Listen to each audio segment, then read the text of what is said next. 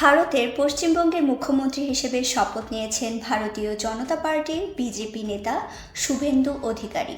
শনিবার 9 মে স্থানীয় সময় বেলা 11টার দিকে এই শপথ গ্রহণ অনুষ্ঠিত হয়। প্রথমবারের মতো এই পূর্বাঞ্চলীয় রাজ্যে নির্বাচনে জয় পেয়েছে বিজেপি। পশ্চিমবঙ্গের রাজনৈতিক ইতিহাস বরাবরই ছিল নানা উত্থান পতনে ভরা।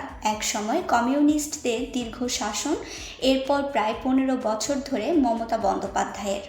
সেই ইতিহাসের ধারাবাহিকতায় এবার নতুন অধ্যায়ের সূচনা হলো বিজেপির জয়ের মধ্য দিয়ে। একসময় সাবেক মুখ্যমন্ত্রী মমতা ব্যানার্জির ডান হাত হিসেবে পরিচিত ছিলেন শুভেন্দু অধিকারী। সময়ের পরিক্রমায় আজ পরিস্থিতি সম্পূর্ণ ভিন্ন। যে নেত্রীর পাশে একসময় সহযোগীর ভূমিকায় ছিলেন অধিকারী, আজ তিনি নিজেই সেই মুখ্যমন্ত্রীর আসনে বসেছেন।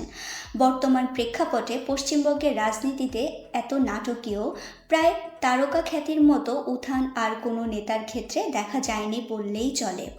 প্রতিবেদন মতে ভারতের প্রধানমন্ত্রী নরেন্দ্র মোদী, স্বরাষ্ট্রমন্ত্রী অমিত শাহ এবং কেন্দ্রীয় মন্ত্রিসভার অধিকাংশ সদস্য শপথ গ্রহণ অনুষ্ঠানে উপস্থিত ছিলেন। শুভেন্দু অধিকারী সাধারণ গেরুয়া রঙের কুর্তা পরে শপথ নেন। তার সঙ্গে মন্ত্রী হিসেবে শপথ নেন অগ্নিমিত্রা পাল, নিশীথ প্রামাণিক, দিলীপ ঘোষ, অশোক কীর্তনিয়া, ক্ষুদিরাম টুডু।